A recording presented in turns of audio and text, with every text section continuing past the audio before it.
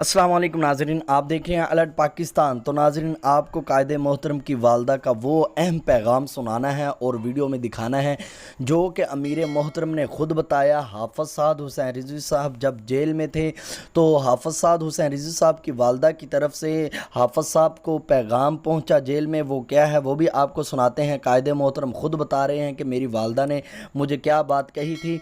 और नाज़रीन, वही बात बाबा जी कहा करते थे। बाबा जी कहते कि मैं जब अपने दोनों बेटों को लेके फैज़ाबाद गया, मैंने देखा भी नहीं। मैंने कहा कि ये नबी पाक की नाम पे पाले हैं तो ये नबी पाक की नामूस के लिए हैं। इश्क रसूल ऐसे नहीं मिल जाता। बाबा जी ने भी यही बात की और हाफ़िज़ साद हुसैन रिज़वी साहब की वालदा ने भी यही बात की। कायदे मोहतरम ने ख़ुद बताया। नाज़रीन, कायदे मोहतरम को तब फैज़ाबाद में बहुत सारी चोटें लगी थी, बाबा जी बताते थे, तो मैंने इनके ऊपर तवज्जो नहीं दी। मैंने कहा जब ये पैदा ही नबी पाक के नाम पे किए हैं तो इनको शहीद भी हो जाते तो मुझे कोई गम नहीं था। ये बाबा जी ने ख़ुद कहा। और आज अल्लामा हाफ़िज़ साद हुसैन रिज़वी साहब की वालदा ने भी क्या हाफ़िज़ साहब के लिए पैगाम भेजा।